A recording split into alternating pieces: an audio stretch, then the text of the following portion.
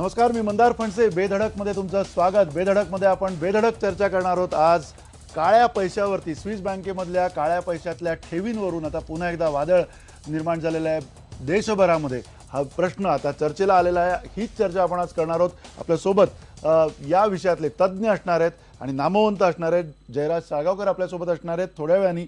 राजेश तांबे स्टुडिओमध्ये आमच्यासोबत आहेत, अर्थतज्ज्ञ आहेत. डॉक्टर भालचंद्र मुणगेकर आपल्यासोबत आहेत, अर्थतज्ज्ञ आहेत, खासदार आहेत काँग्रेसचे. आणि आपल्यासोबत आहेत दिल्लीवरनं किरीट सोमय्या, खासदार भाजपचे आपल्यासोबत आहेत. अजित अभ्यंकर आपल्यासोबत आहेत, कम्युनिस्ट नेते. या सगळ्यांशी आपण चर्चा करणार आहोत. पहिला प्रश्न भालचंद्र मुणगेकर तुम्हाला विचारायचा आहे. ज्या पद्धतीनं ही 3 नावं समोर आलेली आहेत, त्या 3 नावांमध्ये काही तुमच्यासाठी वैयक्तिक काही जास्ती अपेक्षा होत्या, अधिक नावं येणार होती असं तुम्हाला वाटतंय, की तुम्हाला असं वाटतंय की ही 3 नावं ही फक्त एक खेळी आहे आणि काँग्रेसच्या अनेक वरिष्ठ नेत्यांनी आतापर्यंत म्हटलंय की हा काँग्रेसला ब्लॅकमेल करण्याचा प्रयत्न आहे, भाजप राजकारण करते? काय मत आहे तुमचं? पहिली गोष्ट अशी की ही 3 नावं डिक्लेअर करण्यापूर्वी अर्थमंत्री अरुण जेटली असं म्हणाले होते की आम्ही जर नावं डिक्लेअर केली तर काँग्रेसचे लोक अडचणीमध्ये येतील. जेटलींचा हा युक्तिवाद पूर्णपणे हास्यास्पद आहे आणि बालिश आहे असं मला म्हणावं असं वाटतं. गेली 10 वर्ष सातत्याने भारतीय जनता पक्षाने सगळ्यांनी आणि क्वाईट नॅचरली अपेक्षेप्रमाणे हा काळ्या पैशांचा मुद्दा लावून धरलेला आहे. आता या सगळ्या पार्श्वभूमीवर लोकांनी आरोप केला होता.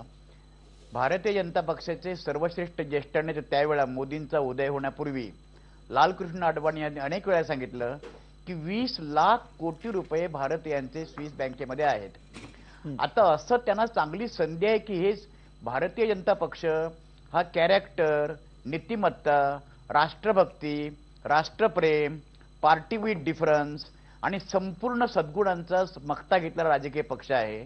त्यांच्या हातात सत्ता आहे, कोलिशन गव्हर्नमेंट नाही आहे, कसले त्यांच्यावर बंधन नाही. त्यांनी काँग्रेस मुक्त करण्याचा नारा दिलेला आहे.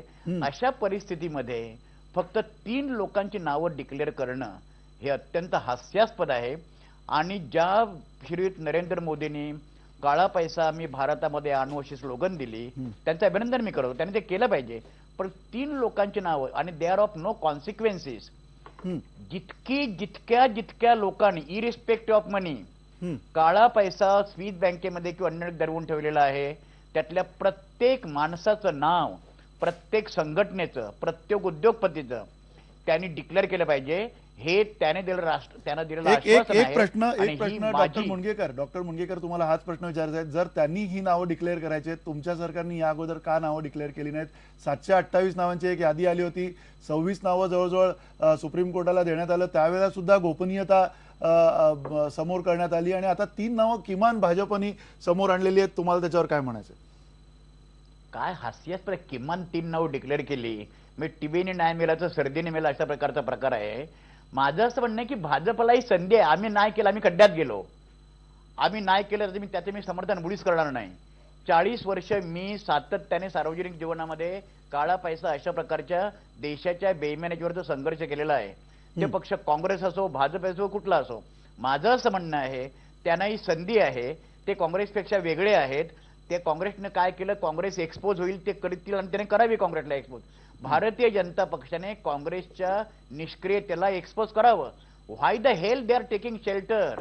ठीक आहे, म्हणजे ते अशा प्रकारचा आसरा का घेतात? आपण आपल्यासोबत किरीट सोमय्या आहेत. किरीटजी, काय तुमचं म्हणणं आहे? ऐकलंय तुम्ही डॉक्टर मुणगेकरांचं म्हणणं.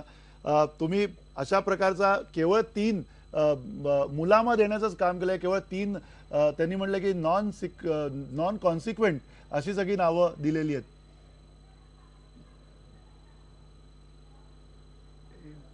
मुणगेकरांचा सल्ला जो त्यांनी दिलेला आहे त्याचा स्वीकार करतो की काँग्रेस खड्ड्यात गेली, काँग्रेसने काय केलं, ब्लॅकमेलर, ब्लॅकमेलिंग, ब्लॅक मनी. चांगलं आहे. मी आपल्या स्वलाचा स्वीकार करतो आणि निश्चितपणे आपल्याला सांगतो ही तर फक्त सुरुवात आहे. तो मुणगेकर साहेब, अजून तर 1400 दिवस झाले आहेत मोदींना आणि 1400 दिवसात सगळ्यात पहिले जे 10 वर्ष काँग्रेसने SITची स्थापना नाही केली, सुप्रीम कोर्टाने अनेक वेळा सांगितल्यानंतर SITची स्थापना, त्याचबरोबर जे 800 नावं उपलब्ध आहे त्याचं प्रोसेस सुरू करणं. आता 3 नावं होती की 300 आहे की 3000 आहे की 3 लाख आहे, ते तर आम्ही तर करूच हो. तुमचा सल्ला आणि शुभेच्छा त्यात स्वागत आहे, पण सुरुवात तर झाली की नाही मला सांगा. दुसरी गोष्ट ही आहे किरीट की आपण युनिव्हर्सिटीचे व्हाईस चान्सलर राहिले आहात. You know the law, you know the process. गेली 10 वर्ष प्रोसेसच तुम्ही डंप करून ठेवला होता. हा प्रोसेस भाजपला सुरू करावा लागला मान्यवर, आणि प्रोसेस तुम्हाला माहित आहेत as per the law and guideline. हे तुमच्या फायली आम्हाला शोधाव्या लागल्या, ती नावं शोधून इन्कम टॅक्स डिपार्टमेंट देशभरात कळवावे लागल्या. त्याचं नंतर चौकशी करून we have to give the opportunity की भाऊ तुमचं बँकेत अकाउंट आहे, हे त्या स्विस बँकेकडून, फ्रान्सकडून, लिचेंटाईनकडून, जर्मनीकडून आलेलं आहे. तुम्हाला काय स्पष्टता द्यायची आहे? त्यांची स्पष्टता ऐकल्यानंतर ते हिअरिंग करून तो प्रोसेस पूर्ण केल्यानंतर सुप्रीम कोर्टाकडे द्यावं लागतं.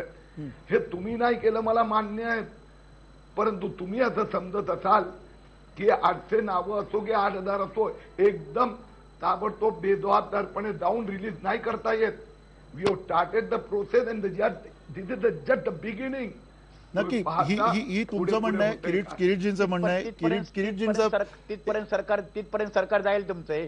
ही सगळे प्रोसेस कधीपर्यंत तुमचं सरकार जाईल किरीटभाई? एक मिनिट आपण तुमच्या असं आहे हे दोघांकडे सगळं. येऊया. आपण सगळ्या मान्यवरांची मतं पहिल्यांदा घेऊयात आणि मग तुमच्याकडे पुन्हा दोघांकडे येतो. काय तुमचं म्हणणं आहे हे समजून गेला. अजित अभ्यंकर आपल्या सोबत आहेत. अजित अभ्यंकर, 3 नावं समोर आले आहेत. 728 नावं असल्याचं आतापर्यंत आपल्याला कळतंय. 26 नावं सुप्रीम कोर्टाकडे सादर करण्यात आलेली आहेत. आणखीन अनेक शेकडो जी काही नावं उर्वरित आहेत ती अजूनही सरकारच्याच दप्तरी आहेत. काय तुम्हाला वाटतंय? मला असं वाटतं की वाद करण्याच्या 2 पद्धती असतात. एक आपलं ते खरं आणि दुसरी पद्धत आहे खरं ते आपलं. मला असं वाटतं आपण दुसरी पद्धत अवलंबावी. म्हणजे पहिल्यांदा सत्य काय याचा आपण शोध घेऊ आणि मग ते कोणी म्हटलं, कधी म्हटलं, याचा तू मैमेचा खेळ जो आहे हा आपण नंतर खेळू. काळ्या पैशाचा प्रश्न, विशेषतः आंतरराष्ट्रीय काळ्या पैशाचा प्रश्न हा तू मैमय करण्याच्या पेक्षा जास्ती महत्वाचा आहे असं मला वाटतं, म्हणून मी नेमकं त्याच्याबद्दलच बोलतो.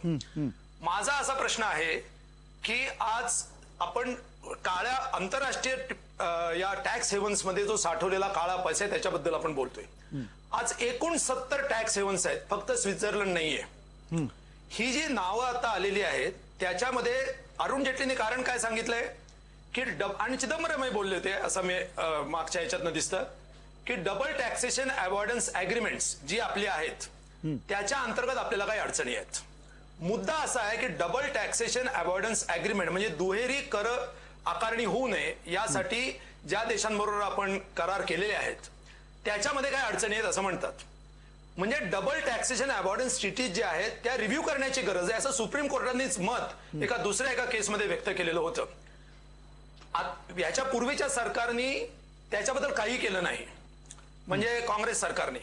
आणि आता अरुण जेटली किंवा चिदंबरम किंवा कोणी त्याच्याबद्दल बोलतच नाहीये. आता फक्त आपण 3 का 15 का 7 अशा आकड्यांच्या खेळात बोलतोय.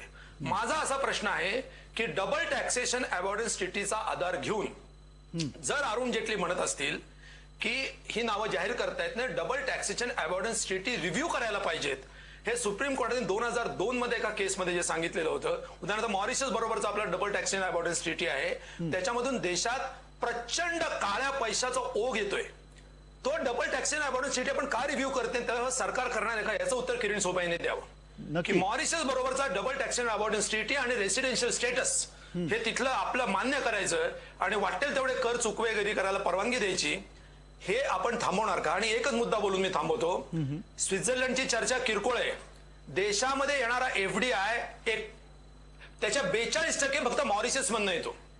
मॉरिशसच्या राष्ट्रीय उत्पन्नाच्या 5.5 पट इन्व्हेस्टमेंट ते भारतामध्ये करतात. हा सगळा भारताचा रूट केलेला काळा पैसा आहे. हा पण कसा थांबवणार आहोत? नक्की हा मुख्य प्रश्न आहे. आणि तो SITने विचारात घ्यावा आणि तो घेणार आहे का, double taxation avoidance treaty review करणार आहे का, याचं नेमकेपणाने उत्तर द्या.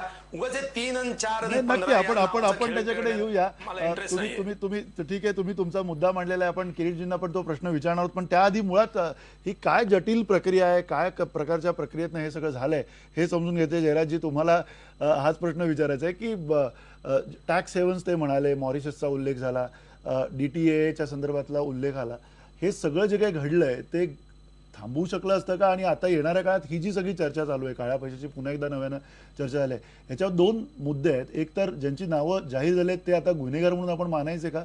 येणाऱ्या काळात जे काही 750 नावं अजून आहेत शिल्लक, त्यांचं काय होणार आहे? काय तुम्हाला वाटतं याच्यावर? आत्ता त्यांना गुन्हेगार आपल्याला म्हणता येत नाही, कारण कायद्याने तसं त्यांना म्हटलेलं नाही. त्यांची केस बहुतेक सुप्रीम कोर्टापुढे चालेल आणि ते किती काळ चालेल याचाही आपल्याला काही कल्पना नाही आहे. आता 3 का 300 याच्यावर वाद घालत बसण्यापेक्षा जसं अभ्यंकर म्हणाले की ही टॅक्स हेवन्स ही कोणी निर्माण केली आणि डबल सिटिझनशिप ही गव्हर्नमेंटनेच निर्माण केली, यंत्रणेनेच निर्माण केलेली आहे. आणि आता ही जर का आता स्वित्झर्लंड हे जवळजवळ क्लोज झालं, इथे छोट्या छोट्या फॅमिली बँक्स आहेत आणि तिथे पैसे विशेष जात नाहीत. आता दुसरी टॅक्स हेवन्स निर्माण झाली आहेत आणि अशी अनेक आहेत. आणि ही टॅक्स हेवन्स निर्माण होणं म्हणजे ही गरज आहे, इकॉनॉमीची गरज आहे, हे ध्यानात घेऊन ती आपल्या सोयीसाठी निर्माण करण्यात आलेली आहे. अभ्यंकर म्हणतात तसं जर मॉरिशसहून पैसा येत असेल परत, नाहीतरी आपला प्रयत्न काय आहे की आपला पैसा जो बाहेर आहे तो देशामध्ये आणायचा. आता तो मॉरिशस मधून जर का येत असेल आणि इथे वेगवेगळ्या उद्योगात लागत असेल तर ती चांगली गोष्ट आहे, आपोआपच तो येतोय. पण तुम्ही जसं म्हणताय की ही प्रक्रिया जी आहे टॅक्स हेवनची, राजेश तांबे जरा समजून सांगा आम्हाला या टॅक्स हेवनच्या प्रक्रियेबद्दल. काय, कशा प्रकारे हे हेवन्स क्रिएट झालेले आहेत, कोणी केलेले आहेत? Mandar, very good question. सर्वात पहिले आपण ब्लॅक मनीवर बोलू की आपले जे प्रेक्षक आहे महाराष्ट्रामध्ये जे बघतात आहे आणि बाकीचे पण जे आपले मराठी माणसं आहे, ब्लॅक मनी म्हणजे काय की money which is not accounted. आणि त्याच्यानंतर जो आपण ब्लॅक मनी हे जे काढण्याची कोशिश करतोय स्विस बँकमधून, त्यांचं असं म्हणणं आहे की government first has to prove that yes a crime has been committed by the man, मग आम्ही तुम्हाला लिस्ट देऊ. लिशनस्टॅन एक छोटीशी कंट्री आहे जर्मनीच्या जवळ, आणि तिथून कोणीतरी तिथे व्हिसल ब्लो केली आणि त्याच्यानंतर ती युरोपमध्ये पण त्याची लिस्ट गेली आणि काही लिस्ट आपल्याकडे आली. काँग्रेस 10 वर्ष पॉवरमध्ये होती, त्यांच्याकडे ती लिस्ट आली, ते त्याच्यावरती बसले, त्यांनी काय केलं, दे नो बेटर. त्याच्यानंतर हे पण आहे की एक स्कूल ऑफ थॉट हे पण आहे की तुम्ही त्या लोकांना एमएनएसटी स्कीम दिली आणि एमएनएसटी स्कीम अगर तुम्ही त्यांना दिली तर मग तुम्ही त्यांचे नाव रिव्हील नाही करू शकत. हा एक पहिला स्टँड झाला. दुसरा स्टँड तुम्ही हे बघा की जे तुम्ही सांगितलं की हे जे टॅक्स हेवन्स जे क्रिएट होतात हे सगळे चार्टर्ड अकाउंटंट्सचे ब्रेन्स असतात. सगळे ब्रेन्स यांचे मोठे मोठे जे चार्टर्ड अकाउंटंट फर्म्स आहेत. 1990 मध्ये तुम्ही बघा किरीट सोमय्या हसतात आहे. 1990 मध्ये जेव्हा पंतप्रधान झाले आपले नरसिंहा राव, तेव्हा आपली स्थिती एवढी खराब होती की आपल्याला यू टर्न करावं लागलं आणि तेव्हा हे FIRs आले.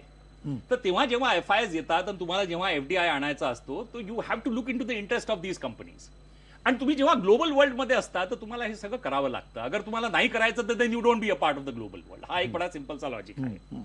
दुसरा प्रश्न हा आहे की जी लिस्ट आली आहे त्याच्यामध्ये आता जशी नावं येतात आहे याच्यामध्ये 2 कॉजेस आहेत. किरीट सोमय्या माझ्याबरोबर ऍग्री करतील.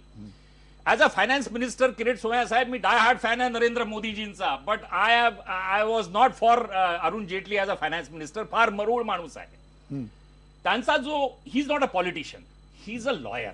तर त्यांचा जो दृष्टिकोन आहे बघण्याचा तो from the law point of व्ह्यूनी जातो. इथे माणूस बडा कडक पाहिजे, एकदम हार्ड पाहिजे, जसे मोदीजी आहे तशी एक तुमची छवी पाहिजे. एक मिनिट किरीट सोमय्या साहेब, एक मिनिट मला बोलू द्या, आपल्याकडे भरपूर वेळ. आता ही जी लिस्ट आपल्याकडे आली आहे त्याच्यामध्ये 19 नाव ऑलरेडी राम जेठमलानींकडे गेले. त्याच्यामध्ये तुम्ही स्पेशल इन्व्हेस्टिगेटिंग टीम बनवली आहे, रिटायर्ड जज आहे. आता याच्यामध्ये 2 हे आहे की मंदार, जोपर्यंत आपल्याकडे ते पेपर्स येत नाही, we don't see the documents, it is very difficult to assess and to analyse की यांची लाईन ऑफ ऍक्शन बरोबर आहे राम जेठमलानींची की अरुण जेटलीची. अरुण जेटली म्हणतात की जोपर्यंत आपल्याला कंप्लीट ते मिळत नाही, आपण ती FIR फाईल करत नाही, तोपर्यंत आपण ते नावं देऊ नाही शकत. राम जेठमलानी म्हणतात ते सगळं सोडा, सरळ तुम्ही नावं रिव्हील करा, मी सिनियर काउन्सिल आहे, मी सगळ्यांचे त्याच्यानंतर मग धुलाई करतो कोर्टमध्ये. हा एक व्ह्यू झाला राम जेठमलानींचा.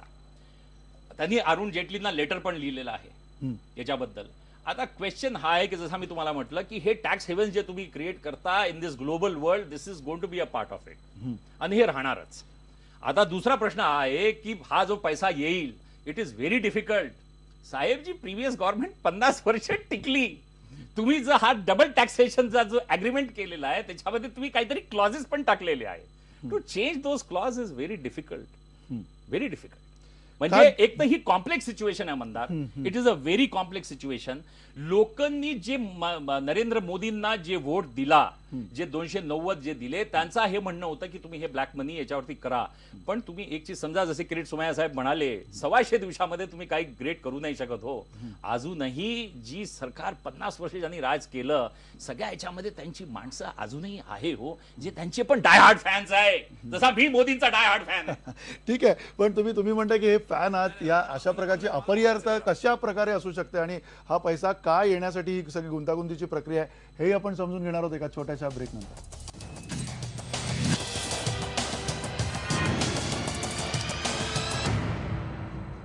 बेधडकमध्ये तुमचं पुन्हा एकदा स्वागत. आपण गंभीर चर्चा करतोय या सगळ्या काळ्या पैशाच्या व्यापाराविषयी आणि त्याच्यामध्ये फेसबुकवरती काही बेधडक प्रतिक्रिया आपल्या प्रेक्षकांनी दिलेल्या आहेत. अजिंक्य पुरंदरे म्हणतायत, ज्यांचा काळा पैसा आहे ते खूप श्रीमंत आहेत आणि त्यामुळे सरकारचे हात दगडाखाली आहेत. योगेश पखाले म्हणतायत, मोदींनी काळ्या पैशासंबंधी आपल्या शब्दाला जागलं पाहिजे. दत्ता शेलार म्हणतायत, काळा पैसा भारतात परत आणण्यासाठी निवडणुकीचा प्रचार करताना जो आवेश होता तो हवेत विरल्यासारखं सध्याचं चित्र आहे. आणि किशोर खिलारे म्हणतायत, महत्त्वाच्या आणि मोठ्या लोकांची नावं बाहेर यायला हवीत. पुन्हा एकदा किरीट सोमय्या, तुम्हालाच प्रश्न विचारायचा आहे. खरं तर जयराज साळगावकर असतील, राजेश तांबे असतील, या दोन्ही अर्थतज्ञांनी, जयराज साळगावकर स्वतः उद्योजक सुद्धा आहेत, त्यांनी म्हटलेलं की ही अपरिहार्य अशी गोष्ट आहे, टॅक्स हेवन होणं किंवा अशा प्रकारच्या काळ्या पैशाचा जो काही फ्लो, इनफ्लो, आउटफ्लो जो काय होतो तो अपरिहार्य आहे. त्याला तुम्ही अपरिहार्य म्हणून बघताय का? बघा, या दोघांचे जे पॉइंट आहेत त्यात दम आहे. असं आहे की कालांतराने गेल्या 15 वर्षात हे टॅक्स हेवन कन्सेप्ट हा जगात प्रचंड पॉप्युलर झाला. त्याचा दुरुपयोग सुरू झाला. अमेरिका असो, इंग्लंड असो, जर्मनी असो, भारत असो, सगळ्यांना हे भोगावं लागतंय. आणि म्हणूनच इंटरनॅशनल लेवलवर जे OECD आहे, ऑर्गनायझेशन फॉर इकॉनॉमिक कोऑपरेशन, यांनी आता ह्या विषयावर सहकार्य सुरू केलंय की हळूहळू डबल टॅक्सेशन ट्रीटी फार चांगलं ऑब्झर्वेशन आहे की म्हणजे ज्या देशाचं उत्पन्न GDP पेक्षा 100% जर दुसऱ्या देशात इन्व्हेस्टमेंट होत असेल तर हा दुरुपयोग आहे. हा विषय भारतीय जनता पक्ष, मोदी सरकारने घ्यायची सुरुवात केली आहे की डबल टॅक्सेशन ट्रीटी म्हणजे त्या देशातला जो पैसा माझा देशात येणार असेल तर मी त्याला डबल ट्रीटी मध्ये मान्य करणार. परंतु जो निनावी पैसा असेल, ब्लॅकचा पैसा असेल, टू बायपास द रेग्युलेटर. मी तुला एक गोष्ट मंदार सांगू इच्छितो, या हे जे टॅक्स हेवन आहे ना, त्याचा दुरुपयोग 2 पद्धतीने होत असतो. एक काळं नाणं आणण्यासाठी, मग ते काळं नाणं ड्रगचं असेल, माफियाचं असेल, जे कुठलं असेल, आणि दुसरं to bypass the regulatory system of that particular country. म्हणजे मोरेशियसने जर माझ्या देशात इन्व्हेस्टमेंट आला ना, मोरेशियस मध्ये सेबी नाही आहे, RBI नाही आहे, तर त्याला बायपास करण्यासाठी या दोन्ही गोष्टीवर मोदी सरकार जागृत आहेत. जे मागचं जे लोकसभेचं अधिवेशन गेलं त्या अधिवेशनात पण या विषयावर चर्चा झाली. हे दोन्ही मुद्दे मी मांडले होते. अरुण जेटलींनी सकारात्मक प्रतिसाद दिला. OECD, त्याचबरोबर डबल टॅक्सेशन ट्रीटी अधिक पारदर्शक करणं आणि जी नावं आपल्याकडे येतात त्याच्यावर कठोर कारवाई, या तिन्ही मुद्द्यावर मोदी सरकार पुढे जात आहे. म्हणजे तुमचं म्हणणं आहे की मोदी सरकार त्या अर्थाने गंभीर आहे या सगळ्या मुद्द्यावरती. जयराजजी, तुम्हाला पुन्हा हा प्रश्न विचारायचा आहे. तुम्ही म्हणताय की हे सगळं अपरिहार्य आहे. खरं तर म्हणजे काळा पैसा इतका अपरिहार्य कसा असू शकेल? टॅक्स हेवन या संदर्भातून ही सगळी अपरिहार्यता कशी आहे असं तुमचं म्हणणं आहे? हा विषय फार जुना आहे. आपल्याकडे जवळजवळ 80 वर्षापूर्वी ब्रिटिशांचं राज्य असताना त्यांनी आयर्स कमिशन नेमलं होतं. असे पैसे म्हणजे त्यावेळेचे जे नवाब आणि महाराजा होते त्यांच्यावर कंट्रोल ठेवण्यासाठी. तर त्यामुळे हा विषय अत्यंत जुना आहे आणि जेवढी जुनी असते सिस्टम तेवढी ती उखडून काढणं कठीण असतं. त्यामुळे ही सिस्टम इतकी जुनी आहे, ती अशी पटकन 5 वर्षात कुठल्या सरकारला उखडून काढता येईल हे अशक्य आहे. आता मोदी जर का त्या दिशेने प्रयत्न करत असतील, ठोस प्रयत्न करत असतील तर ठीक आहे, परंतु विकिलीक्स सारख्या माध्यमातून आलेली लिस्ट त्याच्यावर कोणी विश्वास ठेवत नाही. बरोबर. विश्वासार्ह म्हणजे सरकारने ते दिलं पाहिजे. अमेरिकेचाही कायदा आत्ताच झाला, फॅक्टो म्हणून जो कायदा आहे त्यांचा तो आत्ताच झाला. म्हणजे जगात आता ही हालचाल चालू झालेली आहे आणि हळूहळू ते होईल. तुम्ही म्हणताय हळूहळू ते होईल, त्याबरोबरीनं पुन्हा अजित अभ्यंकर, ही सगळी जी हालचाल आहे तुम्हाला मुळात हे पटतं का की अशा प्रकारची ची अपरिहार्यता आत्ताच्या या सगळ्या कॅपिटलिस्ट सिस्टीममध्ये, इकॉनॉमीमध्ये फारच म्हणजे टाळता न येण्यासारखी आहे? ही जी टॅक्स हेवन्सची आपण गोष्ट करतोय, हा पूर्वी टॅक्स हेवन स्वित्झर्लंड एकच असेल तर आज 69 असे टॅक्स हेवन्स आहेत. ही अपरिहार्यता नाही, ही भांडवलशाहीची अत्यंत विकृत अशी फायनान्स कॅपिटलिझमची स्टेज आहे आणि त्याच्यामध्ये फायनान्स लिबरलायझेशन एका अति टोकाला गेल्यानंतर अशा प्रकारची विकृती येते. पण आता तो वैचारिक चर्चेचा मुद्दा नाही, तो सोडून देऊ आपण. मुद्दा इथं असा आहे की आज आता किरीट सोमय्या म्हणले, चांगली गोष्ट आहे, आज OECD या देशांनी पुढाकार घेऊन, म्हणजे श्रीमंत देशांनी पुढाकार घेऊन टॅक्स इन्फॉर्मेशन आणि एक्सचेंज अग्रीमेंट पण केलेली आहेत. त्याला 132 देश त्याचे सभासद आहेत. नंतर म्हणजे फायनान्शियल ऍक्शन इंटरनॅशनली घेण्यासाठी मोठी बोर्ड्स तयार झालेली आहेत. वर्ल्ड बँकेने स्टोलन ऍसेट्स रिकव्हरी प्रोग्राम नावाचा एक स्टार नावाचा प्रोग्राम काढलेला आहे आणि स्विस बँकांची कायदेशीर लढाई करण्याची सुद्धा त्याच्यासाठी सुद्धा वर्ल्ड बँक मदत करते. मला सांगायचं आहे असं की आज भारत सरकार हे या पडद्याखाली किंवा या ढालीखाली लपू शकत नाही की आंतरराष्ट्रीय सगळे टॅक्स हेवन्स आहेत, आम्हाला काही करता येत नाही. ही गोष्ट आज सत्य नाही. आज हे टॅक्स हेवन्स अतिशय डिफेन्सिव्ह झालेले आहेत. जर आपण आक्रमक भूमिका घेतली तर या टॅक्स हेवन्स वरती कारवाई करता येईल. आज त्यांचं सरकार, काँग्रेस सरकार वाईट होतं याच्यावर कोणाचं दुमत नाहीये. हे सरकार चांगलं आहे आणि काही भक्तांना वगैरे असं वाटत असेल तर त्यांनी त्यांच्या देवांना सांगावं, काय आरती करावी, काय करायचं ते करावं. परंतु त्यांना सांगावं की मॉरिशस मधून जो पैसा येतो तो कोणाचा येतो हे आजही आपण मॉरिशस मध्ये जाऊन चेक करू शकतो. 10 ऑफिसर्स पाठवा तिथं की मॉरिशस मध्ये कुठल्या कंपन्या आहेत. एका बिल्डिंग मध्ये 18,000 कंपन्यांचे ऑफिसेस आहेत, त्याच्यातले कुठल्या भारतीय आहेत, म्हणजे भारतीय तिथे डायरेक्टर्स आहेत. याचं इन्व्हेस्टिगेशन तुम्ही जाऊन करू शकता, आज सुद्धा करू शकता. पाठवा माणसं तिथं. नक्की. पण तुम्ही हे म्हणताय की तिथे माणसं पाठवली, इन्व्हेस्टिगेटिव्ह ऑफिसर्स, SIT सारख्या संस्था जर का पाठवल्या तर ही सगळी माहिती मिळू शकते असं तुमचं म्हणणं आहे. भालचंद्र मुणगेकर सर, तुम्हाला हे सगळं पटतंय का? आणि जर पटत असेल तर पुन्हा एकदा हाच प्रश्न आहे की मग हे सगळं पुढे का येत नाहीये? पुढे प्रकर्षानं लोकांना जी अपेक्षा आहे की हा सगळा काळा पैसा पुन्हा भारतात यावा, हा भारतात येण्याची शक्यता तुम्हाला कितपत वाटते? पहिली गोष्ट अशी आहे की अशा प्रकारचा काळा पैसा निर्माण व्हावा किंवा होऊ शकतो आणि ते अपरिहार्य आहे असं मी मानत नाही. अभ्यंकर आता ज्या पद्धतीने म्हणाले, गेल्या 15, 20, 25 वर्षामध्ये जगामध्ये औद्योगिक भांडवलशाहीचं रूपांतर हे वित्त भांडवलशाहीमध्ये, फायनान्स कॅपिटलिझममध्ये झालेलं आहे. मॅन्युफॅक्चरिंग सेक्टरचं महत्त्व कमी होऊन सर्व्हिसेस सेक्टरचं वाढलेलं आहे आणि संबंध जागतिकीकरणाच्या प्रक्रियेमध्ये ह्या देशांच्या ज्या भिंती ज्या आहेत वित्तीय भांडवल जाण्यासाठी त्या लूज झालेल्या आहेत, त्या कोलॅप्स झालेल्या आहेत.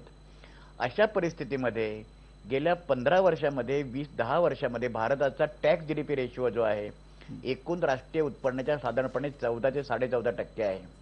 आज आपल्याला फार मोठ्या प्रमाणात पब्लिक सेक्टरची प्रॉपर्टी विकावी लागते गुंतवणूक करण्यासाठी. त्याचा आपल्याला ज्याला आपण डिसइन्व्हेस्टमेंट आपल्याला करावी लागते.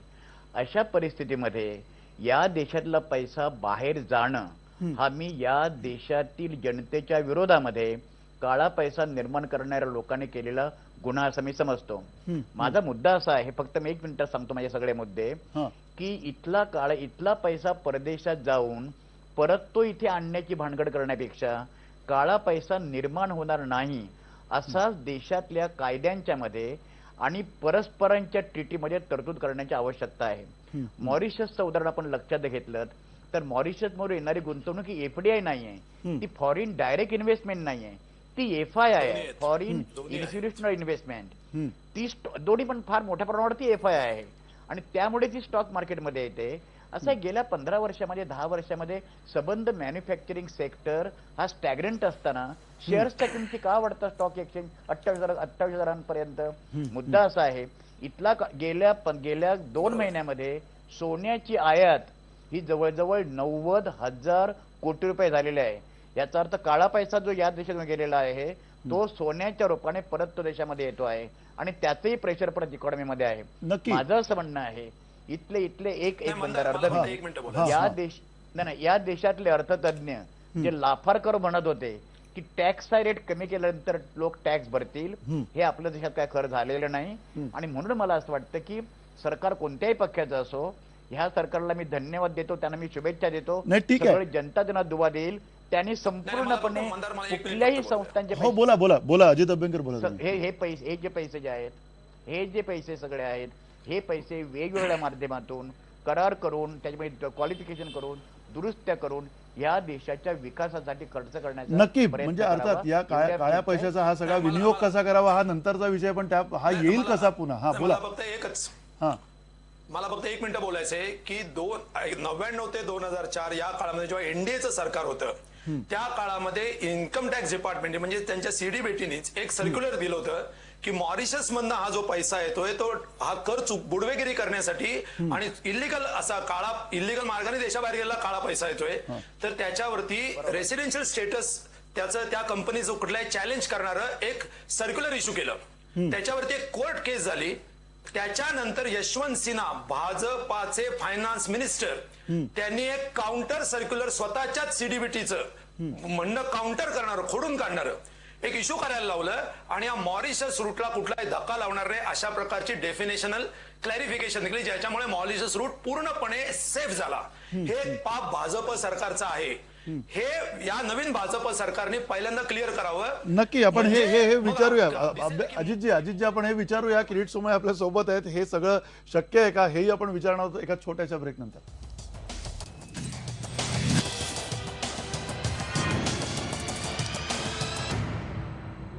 बेधडकमध्ये तुमचं पुन्हा एकदा स्वागत. आपण चर्चा काळ्या पैशाच्या भवितव्याविषयी करतोय. हा पैसा भारतामध्ये पुन्हा येणं शक्य आहे किंवा नाही हे आपण तपासून बघतोय. आपल्यासोबत जयराज साळवकर आहेत, राजेश तांबे आहेत, डॉक्टर भालचंद्र मुणगेकर आपल्यासोबत आहेत, किरीट सोमय्या आणि अजित अभ्यंकर आपल्यासोबत आहेत. पुन्हा एकदा किरीट सोमय्या, तुम्हाला हा प्रश्न विचारायचा आहे की ही सगळी जी काही आता चर्चा झाली, या चर्चेमध्ये एक दिसतंय की जो आर्थिक सुधार करायला पाहिजे, ज्या आर्थिक सुधारातनं कदाचित अनेक चांगल्या गोष्टी होऊ शकतात, कायद्यामधले सुद्धा सुधार होऊ शकतात, त्याला काही टाईमलाईन असणार आहे का येणाऱ्या काळामध्ये या काळ्या पैशाच्या विषयी तुमच्या भाजप सरकारची? आणि त्यातूनही सगळ्यात महत्त्वाचा मुद्दा म्हणजे ही यादी आता 3 जणांचीच देण्यामागचं कारण अजूनही काही समजलेलं नाही आहे. अनेकांचा आता समज असा आहे, आपल्याकडे काही सार्वत्रिक प्रतिक्रिया आलेल्या आहेत. राम मोहोकर म्हणतात सर्वच पक्षातल्या लोकांचा काळा पैसा आहे म्हणूनच मोदी सरकार टोलवाटोलवी करत आहे. आणि गणेश पाटील म्हणतात भाजपनं काळा पैसा परत आणण्यासाठी जी प्रक्रिया सुरू केली आहे त्याने विश्वास निर्माण झालेला नाही. तुम्हाला या सार्वत्रिक प्रतिक्रिया असतील, आत्ताची चर्चा असेल, त्याच्यावरती काय प्रतिक्रिया द्यायची? एक पहिला आपण स्पष्ट करूया, काळा पैसा 2 ठिकाणी आहे. एक देशात आहे भारतात आणि दुसरं त्याचबरोबर काळा पैसा स्विस बँक मध्ये आहे. आज आपण जे चर्चा करतोय ते स्विस बँक मधला काळा पैसा, जो भारतात काळा पैसा जनरेट होतो तो कमीत कमी व्हावा, तो बाहेर सर्क्युलेशन मध्ये यावा. आणि दुसरा पैसा जो भारतात बाहेर निघून गेलेला आहे स्विस बँक मध्ये पडून असलेला. आता ही गोष्ट खरी आहे की लोकांना मोदी सरकारकडून प्रचंड अपेक्षा आहेत, विश्वास आहे आणि त्यामुळे आमची जबाबदारी वाढते याची आम्हाला जाणीव आहे. एक पहिलं स्पष्ट करू इच्छितो की भारतीय जनता पार्टीचा एकाही नेत्याचं स्विस बँक मध्ये खातं नाही, खासदारातही नाही आणि नेत्यांतही नाही. परंतु तिथे तो प्रश्न संपत नाहीये. प्रश्न आहे ही जी आपल्याकडे आलेली यादी तर 800 लोकांची आहे, ती तर खूप छोटी आहे. परंतु जे स्विस बँक मध्ये बाकी जे पैसा पडलेला असेल त्या संबंधी आपण वाटाघाटी सुरू केलेल्या आहेत. गेल्या आठवड्यातच आपलं सीबीडीटी म्हणजे central board of direct taxes income tax डिपार्टमेंटचं एक डेलिगेशन जाऊन आलं स्वित्झर्लंडमध्ये. आता संसदेत आपल्याला या संबंधित चर्चा करून जर आवश्यकता असेल तर नवीन कायदा बनवावा लागणार. एक दुसरी गोष्ट जी यातना आहे की सध्या स्विस बँक फक्त मर्यादितरित्या तयार आहे की पैसा आमच्याकडे आहे तो क्रिमिनल आहे, ते तुम्ही सिद्ध करा तरच आम्ही नाव देऊ. आपला प्रयत्न आहे की जर काळा पैसा असेल तर तुम्ही आम्हाला नाव आणि पैसा परत करावा लागणार. त्यासाठी वाटाघाटी सुरू आहे. नक्की तुम्ही म्हणता की वाटाघाटी सुरू आहे. अजित अभ्यंकरांनी मगाशी जो मुद्दा उपस्थित केला होता तो मॉरिशसच्या रूटच्या संदर्भातला होता, त्याच्यावरती तुम्हाला काय म्हणायचं? मला अभ्यंकरांचं जे या संबंधी नॉलेज आहे मी खरंच त्याचं स्वागत करतो आणि प्रशंसा करतो. ही गोष्ट खरी आहे की हळूहळू एक मॉरिशस आता 59 मॉरिशस झाले, म्हणजे छोटे छोटे देशाचा उपयोगच या पद्धतीने व्हायला लागला. ती खरी मोठी समस्या आहे आणि त्या समस्याकडे मोदी सरकारचं लक्ष आहे. इंटरनॅशनल लेवलवर हा विषय आता उचलून घेण्यात आलेला आहे. मला विश्वास आहे की अन्य पण जे डेव्हलप देश आहेत ते आपल्याला सहकार्य करणार. दुसरा जो विषय आहे इंटरनल ब्लॅक मनी जनरेशन आणि जो आहे त्याला बाहेर कसं प्रवाहात आणणं, त्या संबंधी पुढच्या बजेटमध्ये आपल्याला भारतीय जनता पक्ष मोदी सरकारची नीती आणि नवीन पावलं दिसणार आहेत. नक्की दोन्ही बाबतीत आम्ही पुढे जात आहोत. नक्की तुम्ही म्हणताय दोन्ही बाबतीत पुढे जात आहेत. राजेश तांबे, मॉरिशसचा रूट असेल, हे एकीकडे म्हणतात की स्विस बँक गेलेले आहेत, संपलेले आहेत आणि तिथे आता आपण सगळे प्रयत्न करतो, त्याच्यावरती सगळी आशा आपली केंद्रित आहे. दुसरीकडे तुम्ही म्हणताय 70 टॅक्स हेवन्स आहेत, त्याच्यावरती सगळे लोक फायनान्शियल जे काही आता डिसिप्लिन यायला पाहिजे, जे काही सुधार व्हायला पाहिजेत, आर्थिक सुधार व्हायला पाहिजेत, कुठे झाले पाहिजेत आणि नेमकी कुठे लगेचच तातडीने करण्याची गरज आहे असं वाटतं? पहिली गोष्ट तर त्याच्यामध्ये तुम्ही पहिले सुधार करा, लॉ आणा आणि तो इम्प्लिमेंट करा. आणि त्याच्यानंतर तुम्हाला हे सगळं फक्त स्ट्रिक्टली करावं लागेल. जसं सर्वात पहिले जसं मी तुम्हाला म्हटलं की आपल्याकडे जो सर्वात मोठा पैसा सायफन होतो मंदार, तो आहे आपल्या डिफेन्स इक्विपमेंट्समध्ये. जे आपले बजेट आहे तो एवढं ह्यूज आहे आणि त्याच्यामध्ये आपण सगळे इक्विपमेंट्स आपण इम्पोर्ट करतो. आणि त्याच्यामध्ये आपण बघितलं नोबल इंडस्ट्रीज बरोबर, बोफोर्स बरोबर होतं, हाऊजर डील होती. त्याच्यानंतर त्याच्या तुम्ही 1990 मध्ये पण जा, त्याच्यामध्ये खूप नाव वरती आलं होतं कत्रोचीचं, HBJ पाईपलाईन, हजीरा बिजापूर जगदीशपूर. पण त्याच्यामध्ये मग तुम्ही कंडिशन्स टाकता की हा टर्नकी प्रोजेक्ट फक्त याला मिळाला पाहिजे. मग हे जे रूट्स आहे ना की ज्याच्यामध्ये तुम्ही क्रिएट करता की HBJ पाईपलाईन आम्ही करणार, वर्ल्डची बिगेस्ट पाईपलाईन, आणि ती गॅस सप्लाय करणार पुऱ्या इंडस्ट्रीला, आणि फर्टिलायझर प्रोजेक्ट आम्ही टाकणार आणि 4 माणसांना देणार, assured return on capital cost देणार, आपल्याच माणसांना म्हणजे आपल्याच माणसांना तुम्ही देताय. आणि त्याच्यामध्ये हे जे तुम्ही सायफनिंग करताय म्हणजे डिफेन्स इज वन, आणि हे जे मोठे कॉन्ट्रॅक्ट्स आहेत तो मुख्य स्रोत आहे असं तुमचं हा म्हणणं आहे? इथून तुमचा सगळा ब्लॅक मनी जनरेट होतोय की मी कॉन्ट्रॅक्ट फक्त स्नॅम्प प्रोजेक्टीला द्यायचा. मग स्नॅम्प प्रोजेक्टी का, माझं म्हणणं फर्टिलायझर मध्ये त्यांचे पण वडील आहे टेक्नॉलॉजीमध्ये, डॅनिश कंपनी हलदर टॉप्सोई, मग त्यांना का नाही? नक्की, म्हणजे हे सगळे प्रश्न याच सगळ्याशी संबंधित आहेत आणि त्यामुळेच हा सगळा प्रश्न जो आहे तो जटिल बनलेला आहे. पण त्याहीपेक्षा महत्त्वाचं म्हणजे पुढच्या सेगमेंटमध्ये आपण चर्चा करणार आहोत भाजप काँग्रेसला ब्लॅकमेल करते का. कारण आता सुद्धा किरीट सोमय्या यांनी जो उल्लेख केला की भाजपच्या कुठल्याही नेत्याचे याच्यामध्ये पैसे नाही आहेत, काळा पैसा नाही आहे, मग इतर कुठल्या पक्षांच्या नेत्याचे पैसे आहेत का, हेही आपण किरीट सोमय्या यांना विचारणार होते का छोट्याशा ब्रेक नंतर.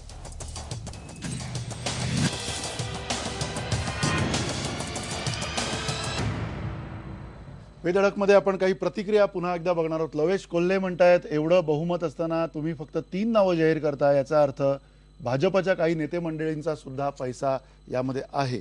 कौस्तुभ पत्की म्हणतायत थोडी नावं बाहेर काढून मोदी चर्चेत राहण्याचा प्रयत्न करतायत. या सार्वत्रिक प्रतिक्रिया आहेत. किरीट सोमय्यांकडे जाण्याच्या आधी पुन्हा डॉक्टर मुनगेकर, तुम्हाला प्रश्न विचारायचा आहे. तुम्ही यामध्ये ठाम आहात का की काँग्रेसला कुठेतरी भीती आहे किंवा काँग्रेसला कुठेतरी ब्लॅकमेल केलं जातं असं जे काँग्रेसच्या नेत्यांचं म्हणणं आहे ते खरं आहे, त्याच्यात कितपत तथ्य आहे की तुम्हाला असं वाटतं की यात काहीही तथ्य नाही? नाही, भीती आणि ब्लॅकमेल या दोन वेगळ्या गोष्टी आहेत. माझी मोदी सरकार, खरं मोदी सरकार म्हणणं बरोबर नाही, भाजप सरकार म्हटलं पाहिजे, कारण मोदी सरकार त्याने शब्द रूढ केलेला आहे. भाजप सरकारकडे जी आता नावं आलेली आहेत 800 700, ती सगळीच्या सगळी नावं त्याने जाहीर करावी. त्या नावांचं पुढे काय करायचं, काय कारवाई करायची, जे प्रोसिजर कायद्याप्रमाणे होईल. पण सगळी नावं त्यांनी डिक्लेअर करावीत, लोक त्यांचे स्वागत करतील. दुसरी गोष्ट अशी आहे की लोकांच्या प्रतिक्रिया आहेत, त्या लोकांच्या प्रतिक्रियांशी मी संपूर्णपणे सहमत आहे. तिसरी गोष्ट अशी की किरीट सोमय्यांचा मुद्दा वेगळा, पण अर्थमंत्र्यांनी असं म्हणावं काँग्रेस अडचणीमध्ये येईल, ही गोष्ट हास्यास्पद आहे आणि काँग्रेसला बदनाम करण्याचा प्रयत्न आहे. जर 800च्या 800 समजा काँग्रेसची असली तरी सगळी डिक्लेअर करा ना, तुम्हाला ती सुवर्ण संधी आहे. माझी भाजप सरकारला हात जोडण्याची विनंती आहे, या देशाचा एक नागरिक म्हणून कुणाची पर्वा न करता, कोणत्याही पक्षाचे असतील, काँग्रेस भाजप कुणाचे सुद्धा, कुठले उद्योगपती असतील, त्या सगळ्यांची नावं मेहरबानी करून डिक्लेअर करून त्यांचे पैसे किती डिक्लेअर करा, त्याच्याबद्दलचं काय कारवाई करायची जी नंतर कायद्यानुसार करता येईल. पण 2-2, 3-3 असे झिरपण्याचा सिद्धांत जो आहे ट्रिकलिंग डाऊन, तो ट्रिकलिंग डाऊन लोकांना फसवण्यासारखा आहे नक्की. आणि बेधडकपणे कसलाही पुरावा नसताना काँग्रेसची बदनामी करण्याचा आहे, त्याचा निषेध करतो मी. तुम्ही निषेध करताय, पण पुन्हा अजित अभ्यंकर तुम्हाला हे मान्य आहे का की कुठेतरी याच्यातनं राजकारण केलं जात आहे? नावं तुम्ही मगाशी म्हटलात काही फार महत्वाची नाही आहेत, इतर महत्वाचे मुद्दे आहेत जे तुम्ही मांडलेले आहेत, पण तुम्हाला असं वाटत नाही का की या नावांच्या आधारावरती खरं तर कुठेतरी काहीतरी अजून हातचं राखून ठेवलं जात आहे? अरुण जेटली यांचं जे विधान आहे ते इतकं परस्पर विरोधी आहे की एका बाजूला तुम्ही म्हणताय की नावं जाहीर करता येणार नाहीत, म्हणजे काहीतरी गोपनीयतेचा एक मुद्दा सांगताय. म्हणजे तुमच्याकडे गोपनीय माहिती आहे पण ती मला जाहीर करता येत नाही असं तुमचं म्हणणं आहे. आणि दुसऱ्या बाजूला तुम्ही असं म्हणताय की ती गोपनीय त्या माहितीतला एक भाग मी जाहीर करतो की त्याच्यात काही काँग्रेसची नावं अशी असतील की ती त्यांना अडचणीत आणतील, म्हणजे तुम्ही गोपनीयता फोडली त्याचा अर्थ. किरीट सोमय्या म्हणजे तुम्ही खोटं बोलताय. तुम्ही खोटं बोलताय का? म्हणजे गोपनीयता तुम्ही फोडलेली आहे का? नेमकं काय चाललंय परस्पर विरोधी विधान करताय.